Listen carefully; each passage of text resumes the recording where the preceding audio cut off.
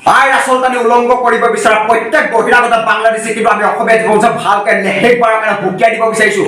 ইয়াৰ পাছত যাতে অসমীয়া জাতি কিন্তু তুচ্ছতা চুলা নকৰিব।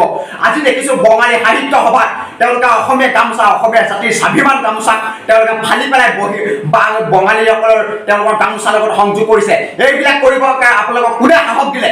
কোনে আপোনালোকক ক'লে যে অসমীয়া গামোচা ফালি পেলাই আপোনালোকে বঙালী গামোচাত আপোনালোকে অসমীয়া গামোচা লগাবলৈ?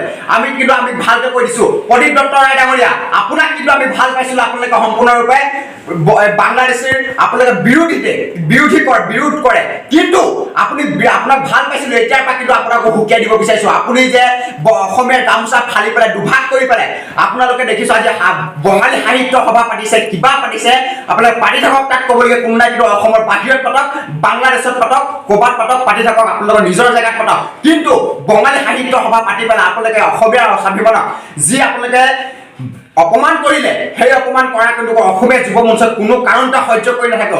আগতেও দেখি আহিছোঁ অসমীয়া ভাষাৰ ওপৰত আপোনালোকে বাৰম্বাৰ ষড়যন্ত্ৰ কৰি আহিছে এই অসমীয়া বিৰোধী বঙালীসকলে, কিন্তু এতিয়া তেওঁলোকে বেছি দুখোপ চৰি গৈছে। এতিয়া দেখিছোঁ অসমীয়া ভাষাক অপমান কৰাটো বাদ দিয়ক, অসমীয়া জাতিক অপমান কৰাটো বাদ দিয়ক, এতিয়া তেওঁলোকে অসমীয়া গামোচা ফালি পেলাই তেওঁলোকে বঙালী গামোচাৰ লগত তেওঁলোকে সংযোগ কৰি দিলে। কোনে সাহস দিলে?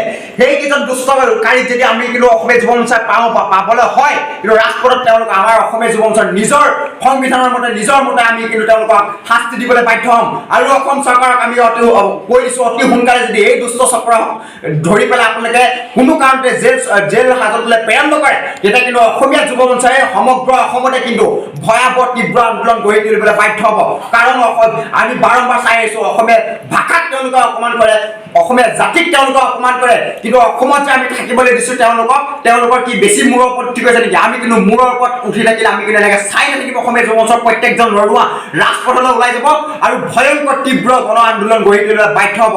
অসম চৰকাৰক আমি স্পষ্ট ভাষাৰে সুকীয়াই দিব বিচাৰিছোঁ, অতি সোনকালে কিন্তু তেওঁলোকে এই বঙালী দুষ্ট চক্ৰকেইটা কিন্তু অসমীয়া স্বাভিমানৰ গামোচাত যোনে হাত লগালে সেইকেইটা দুষ্ট চক্ৰক কিন্তু আপোনালোকে ধৰি পেলাই জেল হাজতলৈ প্ৰেৰণ কৰক আৰু হিলাদত্ত দেৱক তেওঁক মাতি আনি পেলাই ভালকৈ সোধা পোছা কৰি তেওঁক ভাল এটা গোচৰ তৰি পেলাই তেওঁলোকক জেল হাজতলৈ প্ৰেৰণ কৰক। অন্যথা কিন্তু অসমীয়া যুৱ মঞ্চৰ প্ৰত্যেকজন ল'ৰা কিন্তু ঘৰত বহি নাথাকিম। অসমীয়া হয় মৰিবলৈ ভয় নকৰোঁ, মাৰিবলৈ ভয় নকৰোঁ, কিন্তু এইবিলাক স্পষ্ট কথা। আইন আচলতানি উলংঘ কৰিব বিচৰা প্ৰত্যেক বহিৰাগত বাংলাদেশী কিন্তু আমি অসমীয়া জীৱন ভালকৈ শেষবাৰৰ কাৰণে ভুকিয়াই দিব বিচাৰিছোঁ। ইয়াৰ পাছত যাতে অসমীয়া জাতি কিন্তু তুচ্ছতা চুলা নকৰিব। আজি দেখিছোঁ বঙালী সাহিত্য সভাত তেওঁলোকে অসমীয়া গামোচা, অসমীয়া জাতিৰ স্বাভিমান গামোচা তেওঁলোকে ফালি পেলাই বঙালীসকলৰ তেওঁলোকৰ গামোচাৰ লগত সংযোগ কৰিছে। এইবিলাক কৰিবৰ কাৰণে আপোনালোকক কোনে সাহস দিলে? কোনে আপোনালোকক ক'লে যে অসমীয়া গামোচা ফালি পেলাই আপোনালোকে বঙালী গামোচাত আপোনালোকে অসমীয়া গামোচা লগাবলৈ?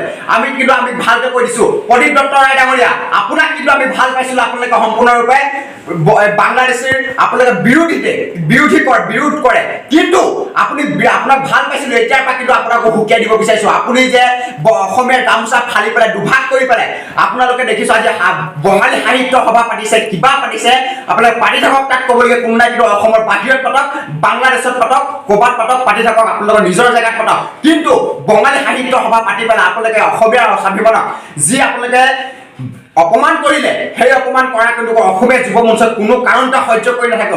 আগতেও দেখি আহিছোঁ অসমীয়া ভাষাৰ ওপৰত আপোনালোকে বাৰম্বাৰ ষড়যন্ত্ৰ কৰি আহিছে এই অসমীয়া বিৰোধী বঙালীসকলে, কিন্তু এতিয়া তেওঁলোকে বেছি দুখোপ চৰি গৈছে।